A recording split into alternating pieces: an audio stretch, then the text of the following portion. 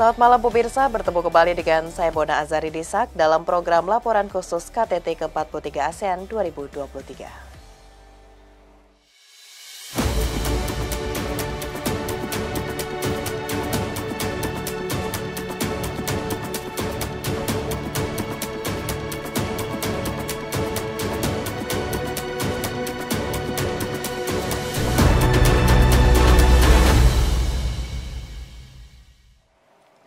Pemirsa, kita ke informasi pertama. Konferensi tingkat tinggi ke-43 ASEAN pada 5 hingga 7 September 2023 akan menjadi pertemuan akhir KTT ASEAN 2023. Selama hampir 1 tahun, Indonesia telah menggelar berbagai rangkaian pertemuan tingkat menteri hingga ke tingkat kepala negara di Labuan Bajo pada Mei lalu.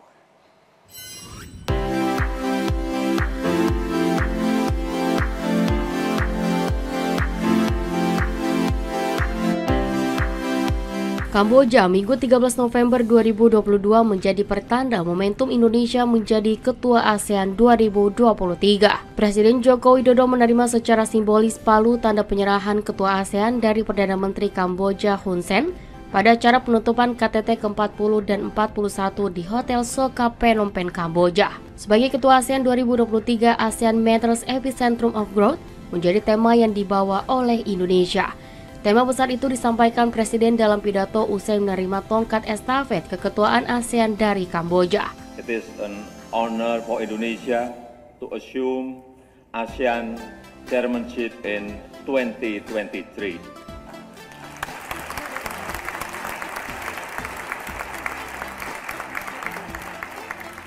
Indonesia's chairmanship, we will make ASEAN Matters epicentrum of growth.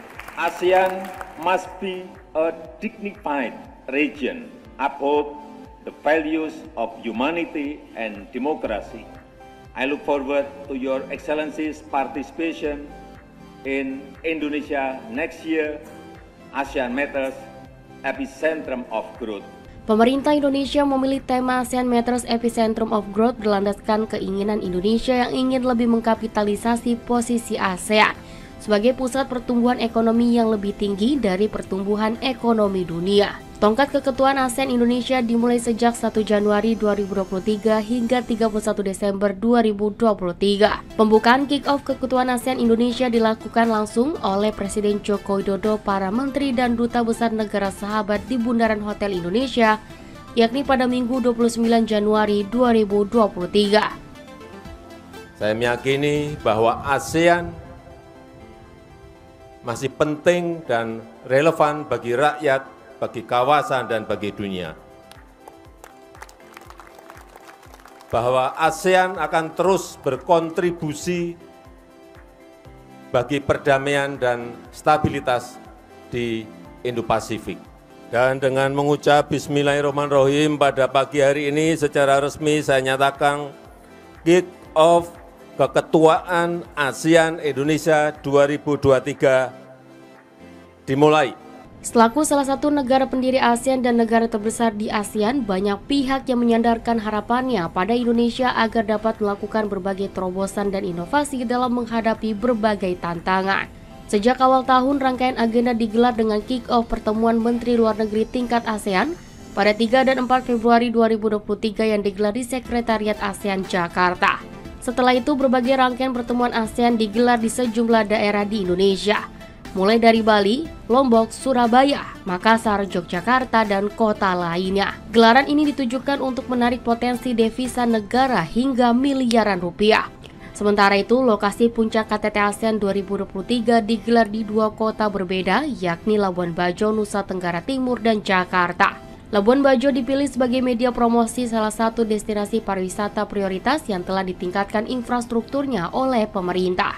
Konferensi tingkat tinggi ke-42 ASEAN di Labuan Bajo pada 10 dan 11 Mei 2023 menjadi pertemuan pertama para kepala negara anggota ASEAN. Rangkaian agenda KTT ke-42 ASEAN Labuan Bajo dibuka dengan pertemuan pejabat senior ASEAN atau ASEAN Senior Official Meeting yang berlangsung di The Golomori Convention Center di kawasan Mais Golomori, Labuan Bajo. KTT ke-42 ASEAN di Labuan Bajo dibuka langsung oleh Presiden Joko Widodo di Hotel Meruorang pada 10 Mei 2023. Presiden Joko Widodo memimpin langsung 7 dari 8 pertemuan dengan para kepala negara anggota ASEAN. Mari bekerja keras menjadikan ASEAN Matters epicentrum of growth. Dan dengan ini saya nyatakan KTT ke-42 ASEAN dibuka. Pertemuan selama 3 hari tersebut berhasil mendorong terciptanya Leaders Declaration atau sejumlah kesepakatan dan kerjasama negara-negara anggota ASEAN. Presiden Joko Widodo pada konferensi pers di Labuan Bajo 11 Mei 2023 mengatakan, 3 kesepakatan Leaders Declaration pada KTT ke-42 ASEAN yaitu perlindungan pekerja migran dan korban perdagangan orang, kemanusiaan di Myanmar, dan penguatan kerjasama ekonomi di kawasan ASEAN. Pada kesepakatan TPPO, Presiden Joko Widodo mengajak anggota negara ASEAN menindak tegas para pelaku TPPO. Dan untuk kemanusiaan di Myanmar, Presiden mendorong negara ASEAN untuk tidak memberikan toleransi terhadap pencederaan nilai-nilai kemanusiaan sesuai 5 poin konsensus. Lalu kerjasama ASEAN untuk membangun ekosistem mobil listrik dan konektivitas pembayaran digital antar negara. Setelah perhelatan KTT ke-42 ASEAN di Labuan Bajo selesai digelar, berbagai agenda pertemuan tingkat menteri berlanjut hingga Agustus akhir kemarin. Dan tibalah pada gelaran KTT ke-43 ASEAN 2023. Ibu kota Jakarta telah berbenah diri menyambut kedatangan para delegasi, kepala negara anggota ASEAN dan mitra ASEAN. Jakarta Convention Center menjadi venue utama KTT ke-43 ASEAN 2023. Renovasi JCC telah dilakukan awal tahun ini. Mendekati gelaran acara, Presiden Joko Widodo pada 1 September 2023 melakukan tinjauan langsung ke JCC untuk melihat kesiapan venue dan media center bersama sejumlah menteri. Selain Jakarta Convention Center, Presiden juga meresmikan Taman Mini Indonesia Indah yang telah direvitalisasi sejak tahun lalu. Salah satu agenda KTT ke-42 ASEAN yakni SPOS program Ibu Negara direncanakan digelar di TMII. Air mancur menari menjadi atraksi baru Taman Mini Indonesia Indah. Untuk mengamankan jalannya KTT ke-43 ASEAN, TNI dan Polri pun berkolaborasi menyiapkan keamanan khusus bagi para tamu VVIP dan VIP. Sebanyak ratusan personil diterjunkan mengamankan KTT ke-43 ASEAN. Soal moda transportasi janganlah ditanya. Pemerintah konsisten menggunakan kendaraan listrik sejak presidensi G20. Penggunaan moda transportasi listrik menjadi bentuk komitmen pemerintah dalam transisi energi ke energi ramah lingkungan. Moda transportasi listrik tidak semata untuk delegasi dan tamu VVIP saja, namun termasuk di dalamnya bus dari bandara menuju JCC dan shuttle di dalam GBK. Itulah perjalanan dan persiapan Indonesia sebagai Ketua ASEAN 2023. Sejalan dengan tema ASEAN 2023 ASEAN Matters Epicentrum of Growth, diharapkan Indonesia sebagai Ketua ASEAN 2023 semakin menguatkan pencapaian dan fondasi visi ASEAN 2045 dan menguatkan kelembagaan ASEAN.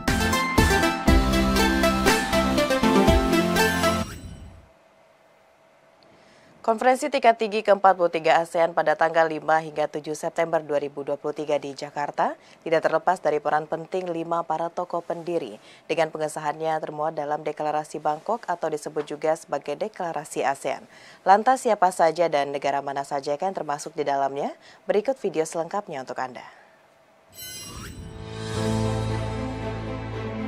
Association of Southeast Asian Nations atau yang disingkat sebagai ASEAN merupakan organisasi geopolitik serta ekonomi yang beranggotakan negara-negara Asia Tenggara.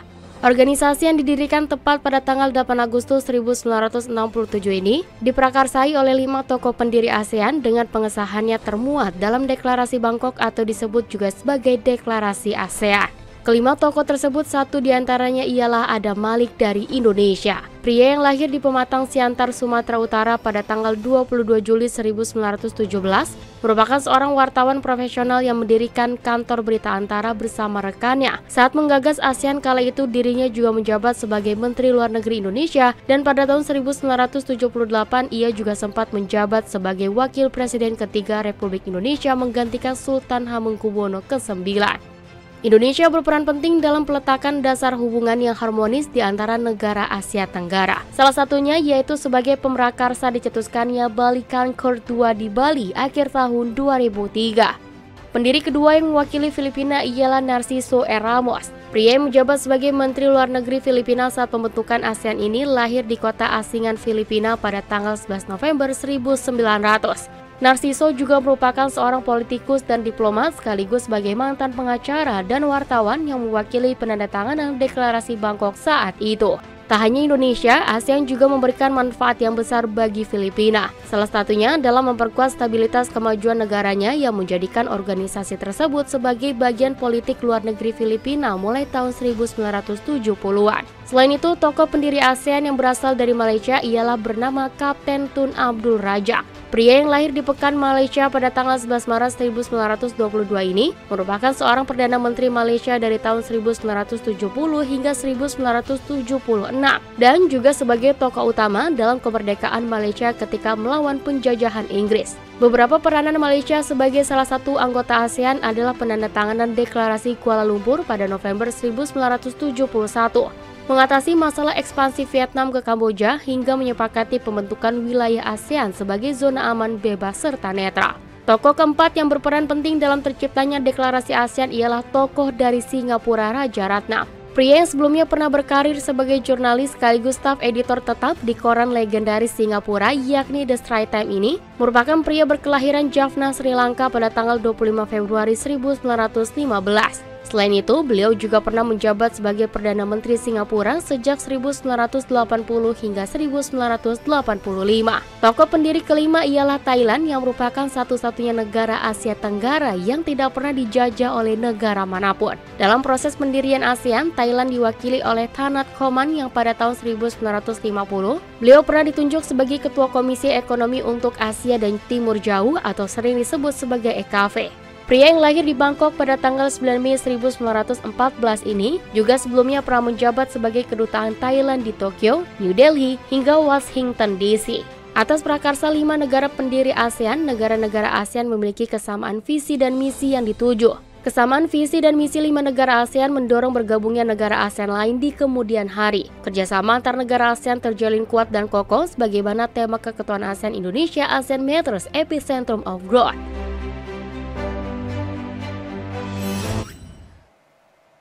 Pemirsa, pertemuan pejabat senior atau Senior Official Meeting KTT ke-43 ASEAN akan fokus pada pembahasan penguatan dan kapasitas kelembagaan organisasi ASEAN.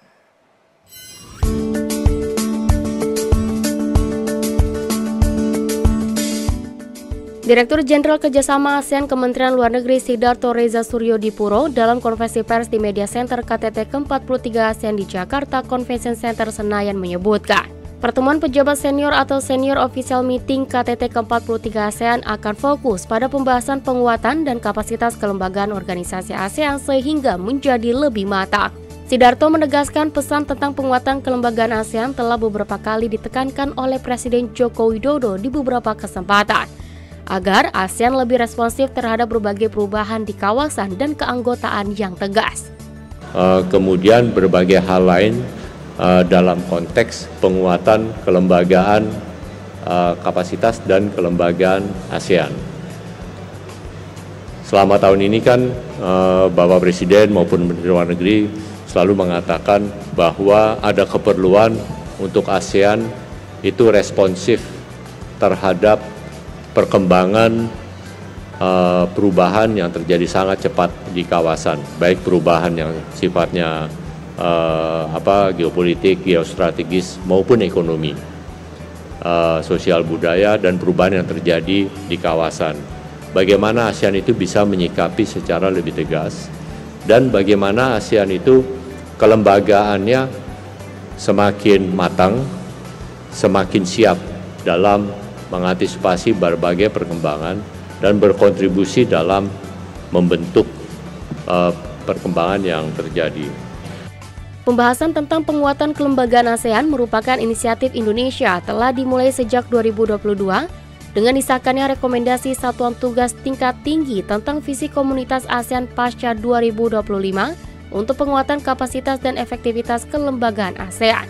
Para pemimpin ASEAN sebelumnya telah membahas isu tersebut pada KTT ke-42 di Labuan Bajo, Nusa Tenggara Timur pada Mei lalu, yang menegaskan pentingnya memperkuat kapasitas dan efektivitas kelembagaan ASEAN agar dapat merespon krisis dan situasi darurat secara tepat waktu.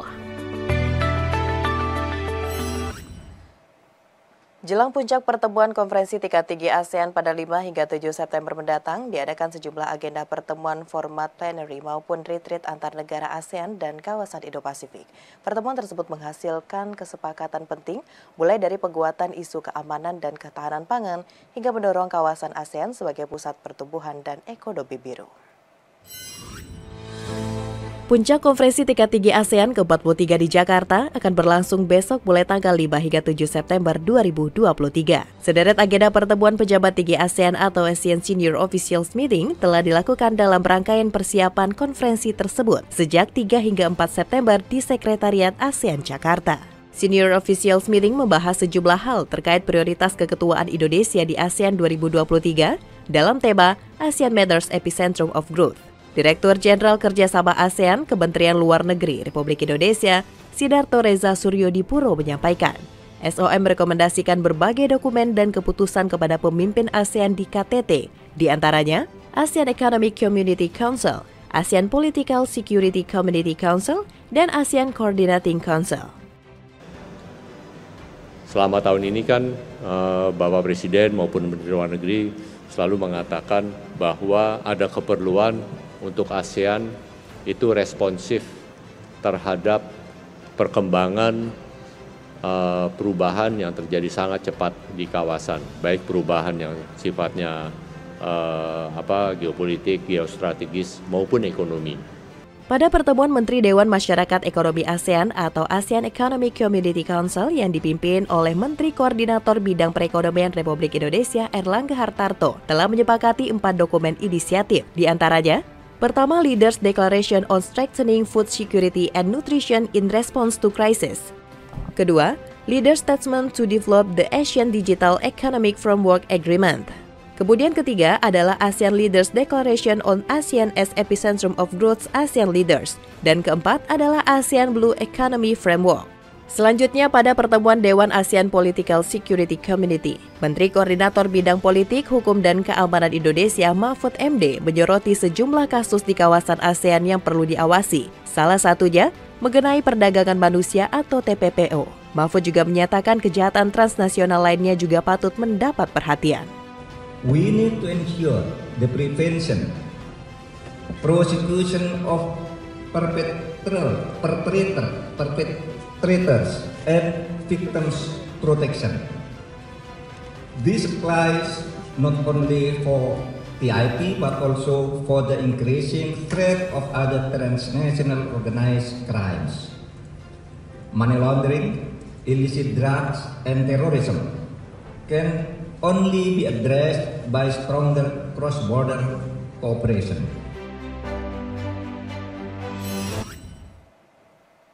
Pemirsa jangan kemana-mana, usai jeda kami akan kembali dengan informasi terkait dengan rangkaian KTT ASEAN ke-43. Sesaat lagi.